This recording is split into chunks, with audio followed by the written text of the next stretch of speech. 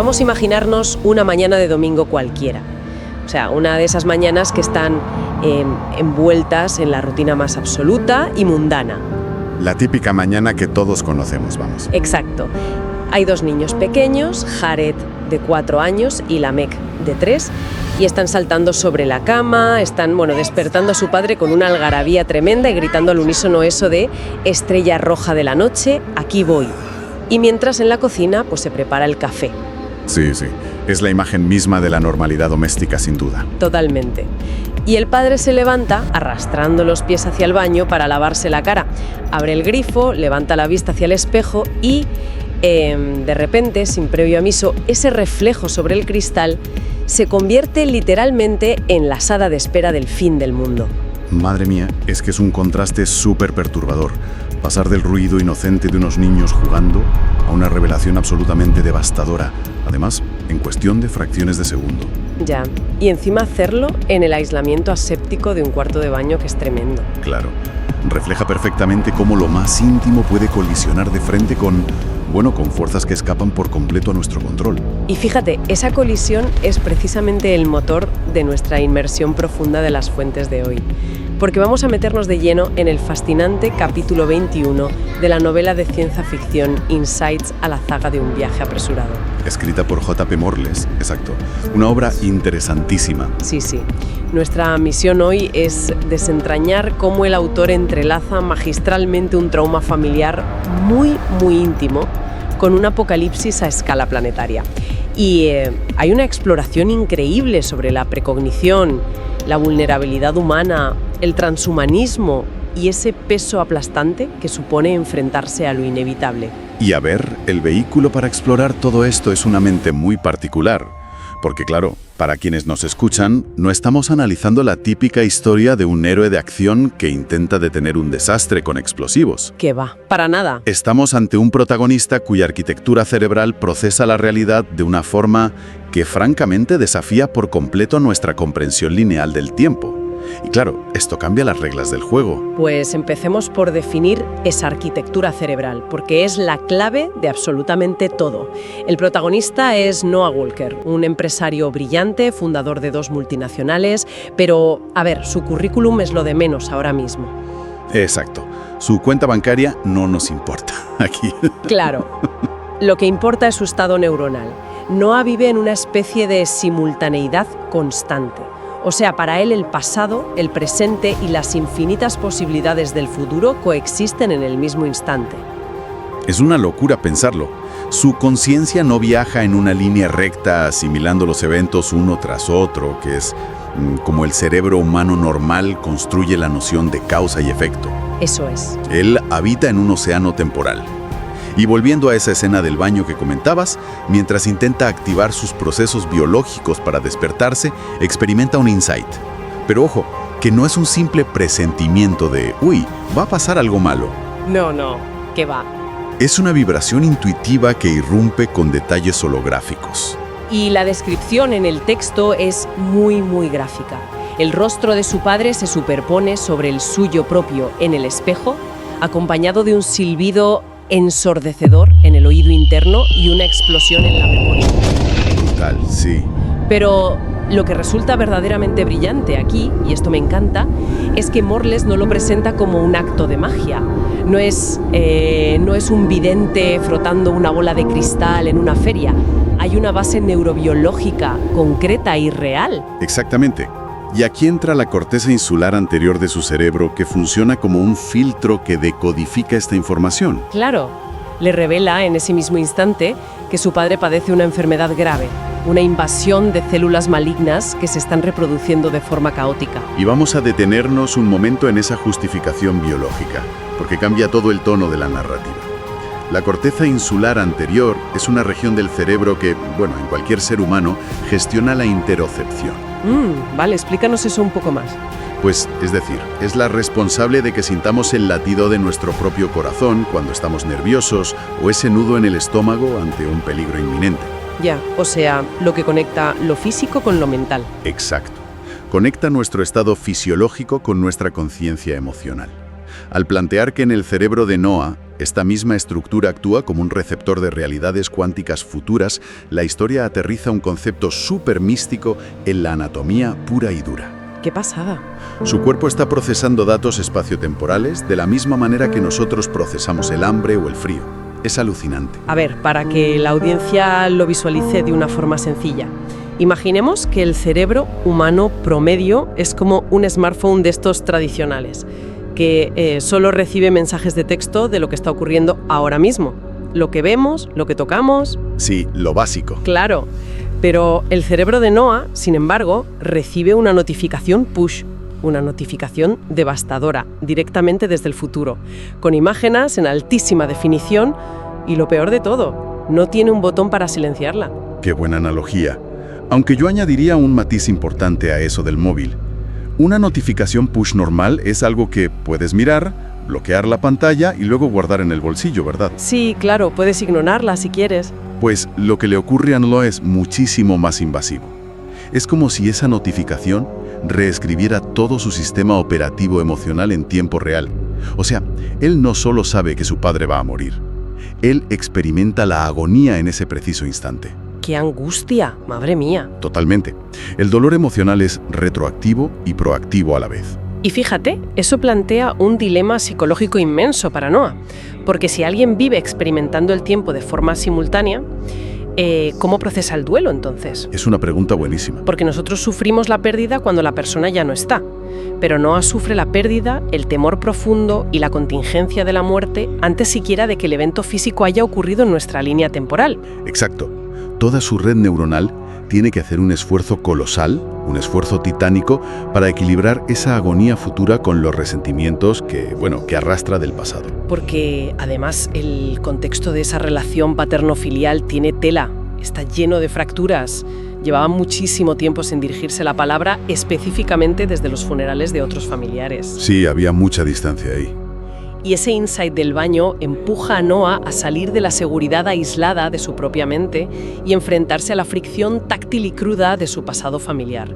De lo cuántico a lo cotidiano, digamos. Y es una transición que no es nada cómoda, desde luego. Pasar de la revelación cuántica, en soledad, al terreno fangoso de las relaciones humanas rotas. Y la forma en que Noah gestiona este reencuentro es muy sintomática de cómo es él. Ya te digo, porque no coge el teléfono y llama directamente a su padre, no.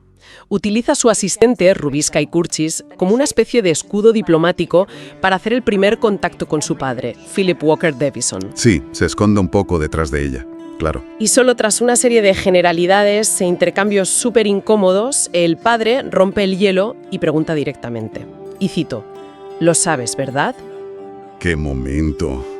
Philip va al grano porque en el fondo él también se está enfrentando a su propia inevitabilidad. El diagnóstico que ha recibido es muy sombrío. El médico ha sido tajante al decirle, esta será tu última Navidad. Qué duro, madre mía. Muchísimo. Philip padece un melanoma maligno extremadamente agresivo. Y, fíjate, aquí hay una ironía biológica fundamental que estructura gran parte del pensamiento de Noah después. A ver. Philip era un hombre de mar, un navegante de la vieja escuela. Tenía la piel casi transparente, cabello rubio, ojos azules. Y fue precisamente ese entorno marino y la exposición constante a los rayos ultravioleta lo que desencadenó la reacción fotoquímica. Claro, el sol. Exacto. Y ese melanoma ya ha hecho metástasis en el pulmón, en el hígado y en el cerebelo. Y eso nos lleva al momento en que por fin se ven cara a cara. Es una escena dura, muy dura de leer. Philip, que fue ese viejo lobo de mar inquebrantable, fuerte, está ahora postrado en una silla de ruedas. Sí, una imagen desoladora. Con la musculatura completamente atrofiada y sin pelo por los estragos de la quimioterapia. Y hay un instante de capitulación absoluta. Philip intenta evocar algún recuerdo positivo de la infancia de Noah, fracasa, cierra los ojos y confiesa entre lágrimas. No fui un buen padre. Uf, es una vulnerabilidad desgarradora. Desnuda cualquier defensa que pudiera haber entre los dos. Y Noah, ante esta confesión, toma una decisión crucial. Decide ser indulgente. Sí, menos mal. Sí, pero a su manera. Para evitar desencadenar una confrontación o avivar los rencores del pasado, empieza a comunicarse utilizando monosílabos y frases cortísimas. Es que esa táctica de los monosílabos me parece fascinante. Es como si Noah estuviera utilizando una tecnología de sigilo, pero a nivel emocional. Exactamente, esa es la palabra. porque sabe que su padre tiene un detector de mentiras psíquico muy agudo, así que reduce su comunicación a la mínima expresión para no revelar la profundidad de sus propios conflictos internos, y le ofrece a su padre una paz que igual es superficial, pero desde luego es necesaria en ese momento. Funciona como un mecanismo de pura compasión. Hay una metáfora visual muy poderosa que describe este proceso de reconciliación. Se compara su historia familiar con un tren de varios vagones. Ah, sí, la del tren. Cuéntala. Pues padre e hijo caminan mentalmente hacia lo más profundo, hacia el último vagón, que representa los momentos más oscuros e indelebles del pasado. Pero al hacer el viaje de vuelta hacia el primer vagón, deciden dejar todos esos rencores acumulados como si fueran exceso de equipaje abandonado en el andén. ¡Qué bonito! ¿Sí? Logran articular un sentido de indulgencia mutua muy necesario. Sin embargo, claro, esa indulgencia no se traduce en una solución práctica a sus problemas inminentes. Noah, que está impulsado por su obsesión de salvar lo que queda, le propone a su padre llevarlo en su inminente viaje espacial hacia Marte. Claro, él quiere llevárselo. Y la respuesta de Philip es una negativa rotunda, pero además articulada a través del lenguaje que ha usado toda su vida. Le dice que su barco hace aguas en un océano de cáncer y que el capitán debe hundirse con su barco. Esa negativa subraya una aceptación serena de la mortalidad de verdad. Philip acepta que su ciclo biológico ha terminado, sin más. Y esto genera un contraste inmenso, gigantesco con la mentalidad de Noah. Porque para Noah, la biología no es algo que deba aceptarse resignadamente. Para nada. Para él, es un problema de ingeniería que debe resolverse. Exactamente. Y la enfermedad de su padre cristaliza un terror muy específico en la mente de Noah. O sea, pensemos en el origen del cáncer de Philip, el Sol. Sí, una estrella. Claro, un simple fotón originado en una estrella lejana cruzó el vacío del espacio, impactó contra la piel de este hombre y desencadenó una mutación fatal en su ADN. Y Noah, de repente, se da cuenta de que está a punto de meter a miles de refugiados en una nave rumbo a Marte. Un planeta que carece de una atmósfera densa. Eso es, ni atmósfera ni un escudo magnético que los proteja de esa misma radiación cósmica. Y esa conexión causal explica toda la trayectoria del protagonista en la novela. La enfermedad del padre actúa como un presagio continuo, como un espejo biológico. Muestra la extrema fragilidad de la especie humana frente a fuerzas cósmicas invisibles. Es que hay una ironía aplastante en todo esto. Es la ironía del asesino microscópico. Resulta poético, pero a la vez aterrador, que un hombre que probablemente sobrevivió a tormentas oceánicas monumentales y olas gigantescas termine siendo derribado por algo tan infinitesimal. Tan minúsculo, ¿sí? Por el espectro de luz de una estrella. Y esto nos obliga a plantearnos una gran paradoja. Fíjate, Noah está gastando recursos incalculables para construir una nave espacial colosal, una fortaleza de metal para salvar a la humanidad, pero el verdadero peligro ya reside a nivel celular, dentro de nuestros propios cuerpos. Y por eso mismo, para Noah, la nave de metal es solo el medio de transporte. El verdadero blindaje tiene que ser biológico. Con eso justifica su inversión radical en la biotecnología y la adaptación genética transhumanista. Él entiende que llevar humanos inalterados a Marte es básicamente cambiar el lugar de la ejecución. Qué frase más dura, pero qué cierta.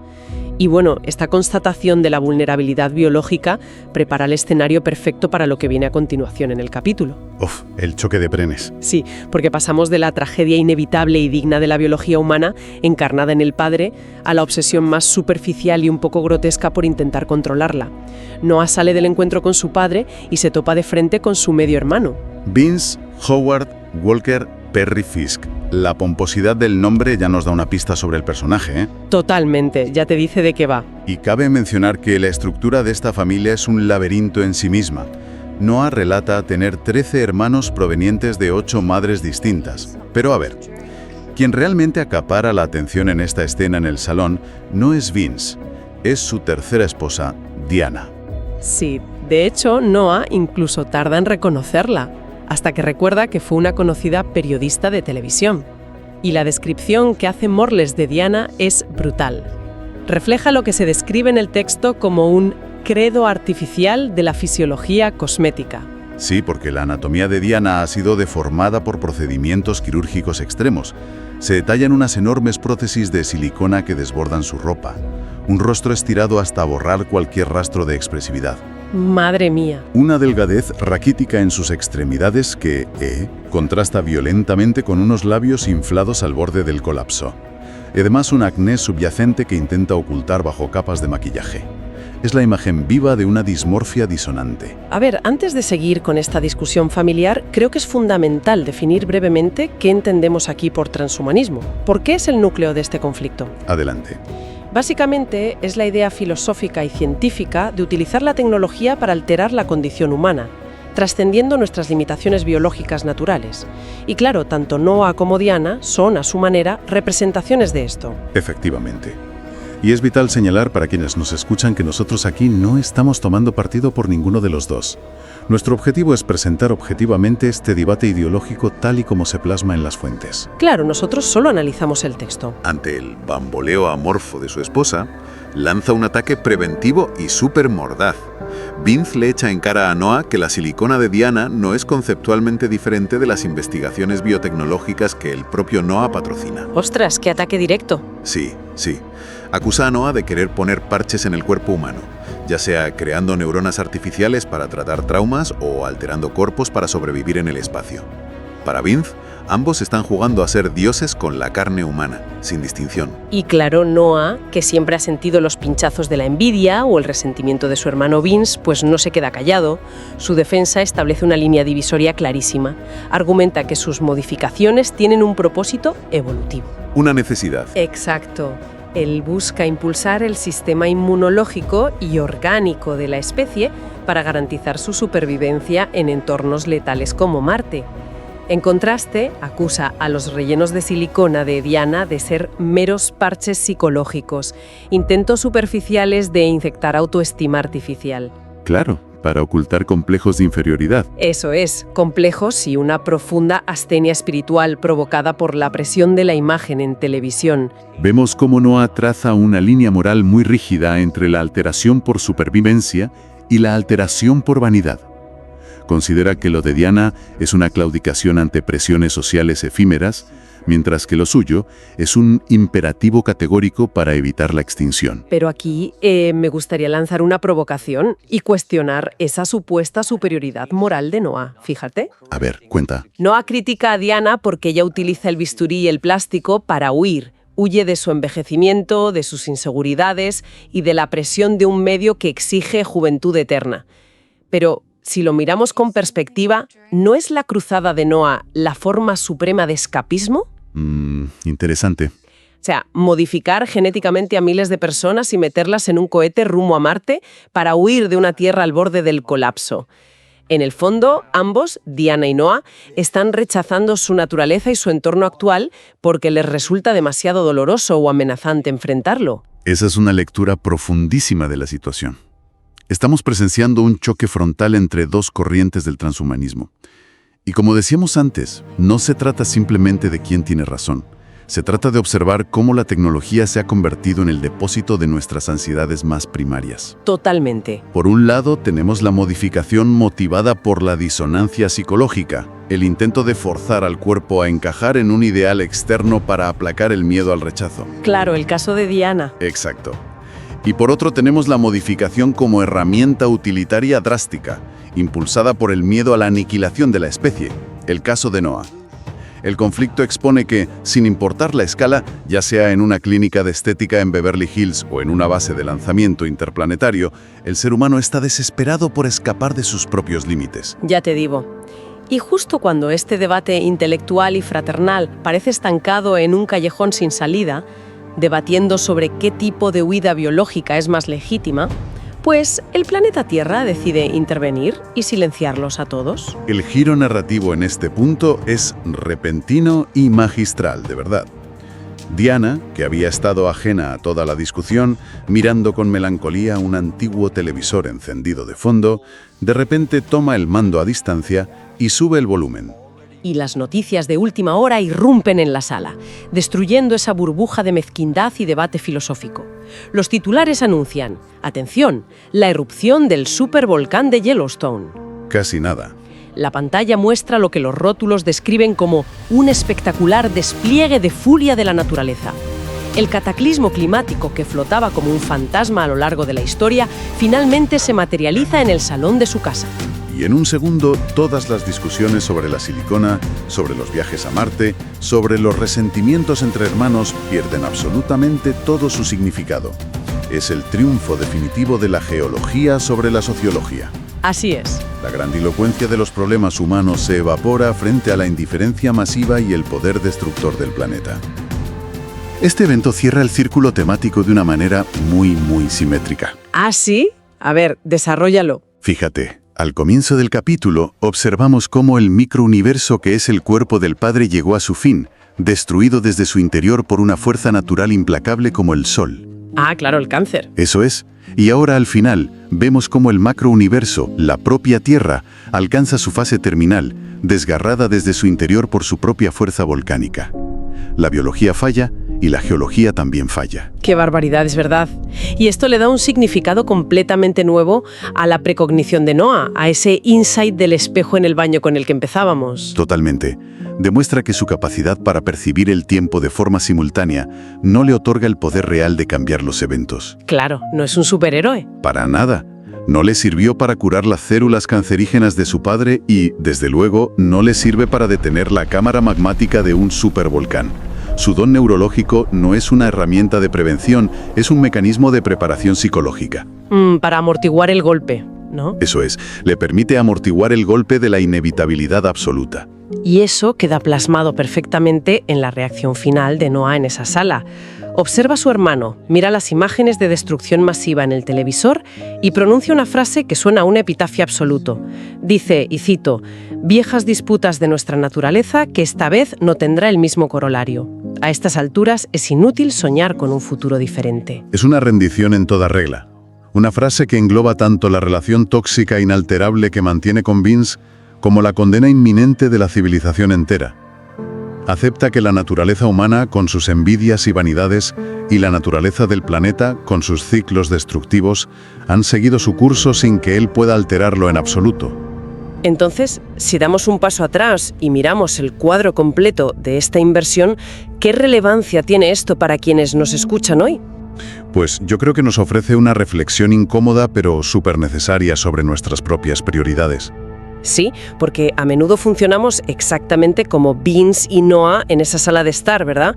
Invertimos cantidades enormes de energía mental y emocional en resentimientos antiguos, en debates sobre quién posee la superioridad moral o en disputas triviales con las personas de nuestro entorno. Exacto.